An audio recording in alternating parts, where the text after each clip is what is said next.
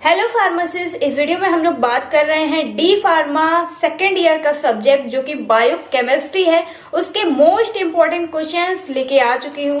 बहुत सारे स्टूडेंट्स के कमेंट्स रहते हैं, दीदी मोस्ट इम्पोर्टेंट क्वेश्चंस दीजिए डी फार्मा सेकेंड ईयर के। तो देख रहे हैं यहाँ पे मैं मोस्ट इम्पोर्टेंट क्वेश्चंस लेके आ चुकी हूँ। इस वीडियो में हम लोग डिस्कस करेंगे 15 बायोकेमिस्ट्री के मोस्ट इम्पोर्टेंट क्वेश्चन जो कि एग्जाम में काफी बार पूछे जाते हैं और आपको इसके बारे में पता ही होना चाहिए। और बहुत ही इजी लैंग्वेज में मैंने कुछ वीडियोस भी अपलोड कर रखे हैं, इनके आंसर भी आपको मिल जाएंगे। तो ये ओनली 15 क्वेश्चन, सिर्फ 15 क्वेश्चन है जिनको अगर आप पढ़ लोगे, अच्छे से लिख के प्रैक्टिस कर लोगे कि आपको एग्जाम की कॉपी में कैसे लिखना है, प्रैक्टिस कर लोगे तो आप एग्जाम में आसान तरीके से एकदम आसानी से पास हो सकोगे। तो फ्रेंड्स, इस वीडियो में हम लोग देखते हैं मोस्ट इंपोर्टेंट क्वेश्चंस। और हाँ, अगर वीडियो अच्छा लगे लाइक शेयर सब्सक्राइब जरूर करिएगा। अगर चैनल पर नए हैं तो देखिए यहाँ पे मोस्ट इंपोर्टेंट क्वेश्चंस जो कि मैंने खुद लिखे हुए हैं। तो आइए देखते हैं my dear student, biochemistry and clinical pathology के most important questions. Only 15 questions हैं, 15, ठीक है। तो अगर आप इन क्वेश्चंस को कवर कर लोगे तो जानते हो कितना ज्यादा आपका फायदा होने वाला है। तो देखिए यहाँ पे फर्स्ट नंबर क्वेश्चन लिखा हुआ है, यहाँ पे डेफिनेशन एंड क्लासिफिकेशन और types of carbohydrate. Carbohydrate topic बहुत ही ज्यादा इंपॉर्टेंट है, इस वजह से आपको कार्बोहाइड्रेट टॉपिक जो है उसका डेफिनेशन पता होना चाहिए, उसका क्लासिफिकेशन के बारे में पता होना चाहिए और कितने टाइप्स के होते हैं।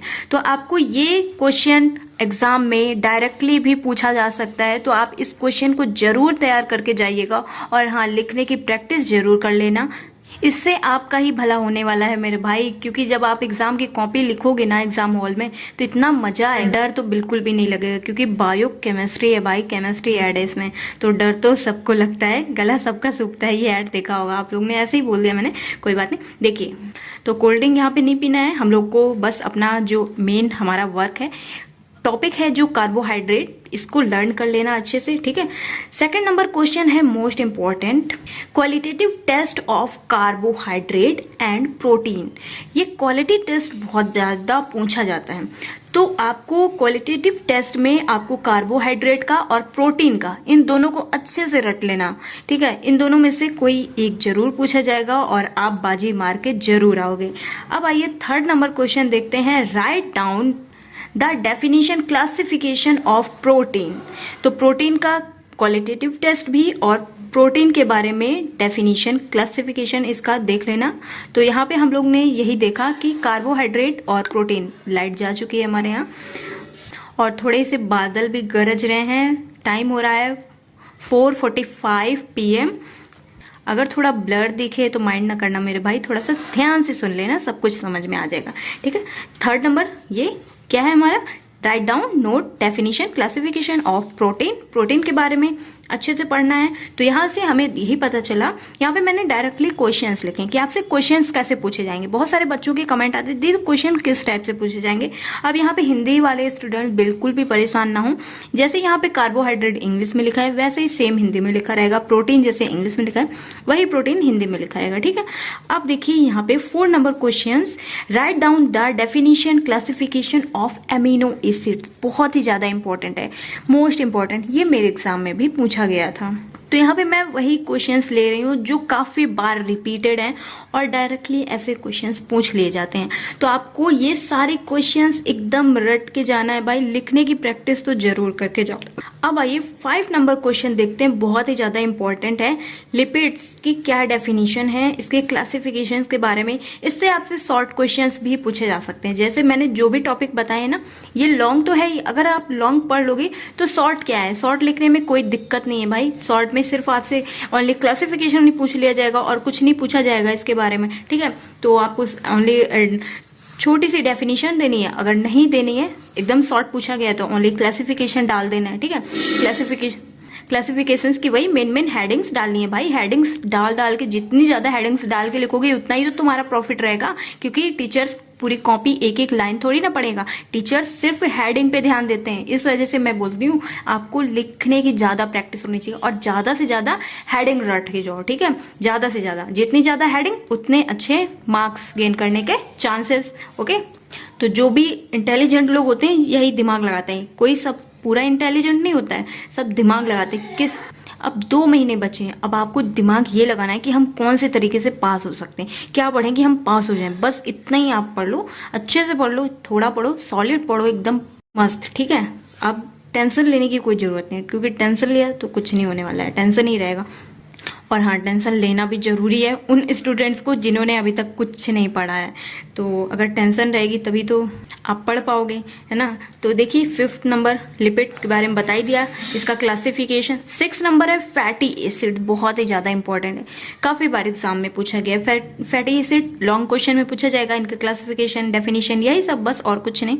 अब आइए 7 नंबर क्वेश्चन देखते हैं, enzyme and factor affecting. Enzymes के फैक्टर इफेक्टिंग्स क्या है।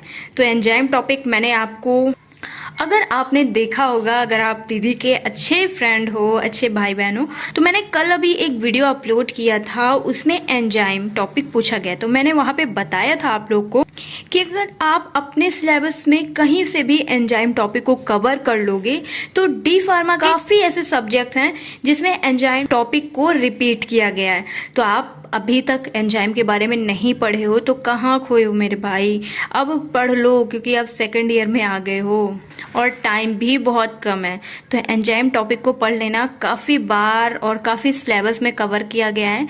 एंजाइम्स क्या है, इसके फैक्टर इफेक्टिंग क्या है, ओके, तो बहुत ही ज्यादा इंपॉर्टेंट है, मोस्ट इंपॉर्टेंट।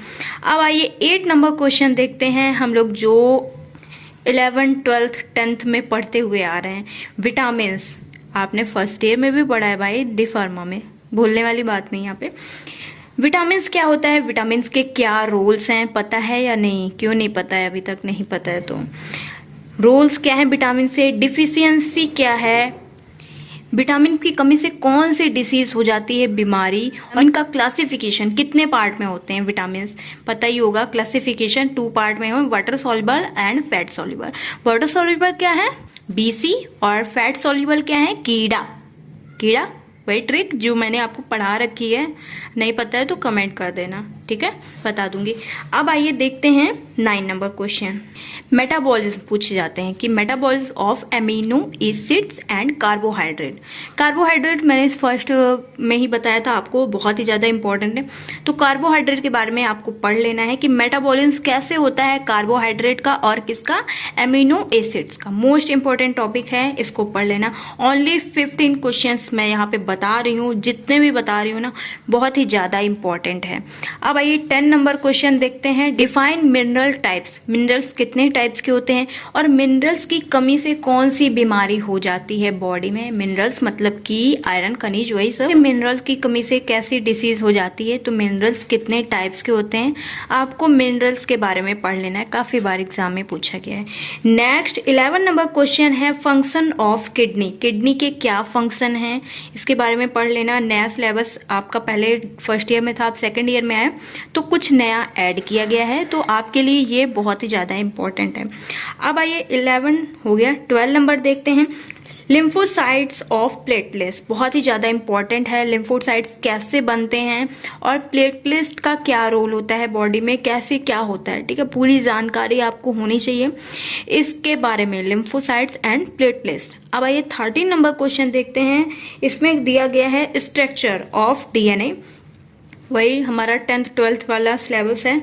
डीएनए के बारे में पता होना चाहिए, वॉटसन एंड क्रिक मॉडल के बारे में आपको पता होना चाहिए, अच्छे से जानकारी होनी चाहिए। स्ट्रक्चर बनाया जा सकता है, इससे आपको एग्जाम में नंबर मिलने के बहुत अच्छे चांसेस रहते हैं। और अगर आपकी कॉपी नहीं भर रही है तो कॉपी भी आसान तरीके से भर जाती है, क्योंकि थोड़ी सी केमिस्ट्री ऐड है ना। अब आइए 14 नंबर क्वेश्चन देखते हैं, scope of biochemistry. Short question ऐसे पूछा जाएगा कि आपके बताना है कि बायोकेमिस्ट्री के क्या स्कोप है, जो कि हमें फार्मेसी में पढ़ना पड़ रहा है। 15 नंबर क्वेश्चन है, डिफाइन कोएंजाइम्स। बहुत ही ज्यादा इंपॉर्टेंट है, मेरे टाइम में भी पूछा गया था। कोएंजाइम्स क्या होते हैं, कैसा क्या इनका वर्क रहता है, प्रोसेस, डेफिनेशन बताना है। शॉर्ट क्वेश्चन ही पूछा जाएगा। तो फ्रेंड्स, ये रहा आपको इंपॉर्टेंट क्वेश्चन की सीरीज। अगर किसी भी टॉपिक का वीडियो चाहिए तो बिना शर्माना नहीं है, क्योंकि आप लोग कोई बच्चे नहीं हो। कोई भी टॉपिक का वीडियो चाहिए, कमेंट नाउ, हिंदी इंग्लिश में बहुत ही अच्छे से मैं समझाई देती हूँ। कोई नए हो तो मैं बता रही हूँ, अगर मेरे पुराने स्टूडेंट्स हो, मेरे भाई बहन हो, तो आपको पता ही होगा कि आपकी दीदी का क्या नेचर है, एकदम हेल्पिंग नेचर है। तो फ्रेंड्स, आई होप आपको अच्छे से समझ में आ गया होगा। अगर किसी भी टॉपिक का वीडियो चाहिए कमेंट ना, और ये पूरे 15 क्वेश्चंस आपको पढ़ के रट के कुछ भी करके घोल के पी जाना है, चाहे जो करना है, लेकिन इसको जरूर कंप्लीट करके जाना है अगर आपको एग्जाम में पास होना है। और फिर जब एग्जाम दे के आओगे तो आप खुद अपने आप से ही बोलोगे कि हाँ दीदी, आपका वीडियो हेल्पफुल था। ओके, मैं सभी लोगों का इंतजार कर रही हूँ। कोई भी प्रॉब्लम हो, कमेंट ना हो, किसी भी सब्जेक्ट से, फार्मेसी से, किसी से भी। तो फ्रेंड्स, आई होप आपके लिए वीडियो काफी ज्यादा हेल्पफुल रहा है। अगर हेल्पफुल रहा है, लाइक शेयर सब्सक्राइब करो भाई, किस बात की देरी, जब आपकी दीदी आपका सब सॉल्यूशन दे रही है। तो फ्रेंड्स, आई होप आपको वीडियो अच्छे से समझ में आ गया होगा, सारे मोस्ट इंपोर्टेंट क्वेश्चंस। और हाँ, इन सारे क्वेश्चंस को आप जरूर कवर कर लीजिएगा, ये आपके भले के लिए ही है। और फिर जब आप एग्जाम क्लियर कर लोगे तो फिर आप खुद ही बताओगे कमेंट करके कि हाँ दीदी, ये क्वेश्चन आया था, आपने जो इम्पोर्टेंट बताया था। तो आपका यही काम है कि सिर्फ आपको यही 15 क्वेश्चंस एग्जाम में बिल्कुल रट के जाना है। और शॉर्ट नोट भी लास्ट में, जब आपका एक हफ्ता रह जाएगा, तो मैंने आपको एक वीडियो में शॉर्ट नोट बनाने वाली एक तरीका बताया था कि आप कैसे इन सभी 15 क्वेश्चन के शॉर्ट नोट बना लोगे, कि अगर आप एग्जाम में पहले भी पहुंच गए हो, 10-5 मिनट का टाइम भी है, तब भी एक बार रिवीजन कर लोगे इन सारे टॉपिक्स को। तो फ्रेंड्स, आई होप आपको ये वीडियो मेरा चैनल से बहुत अच्छा सपोर्ट मिला होगा। अगर मिला है तो अपने फ्रेंड्स के साथ जरूर शेयर करिएगा, अगर आपका कोई दोस्त है तो। अगर नहीं है तो कोई बात नहीं। Thank you, take care. पूरा वीडियो देखने के लिए कीप वॉच, सब्सक्राइब।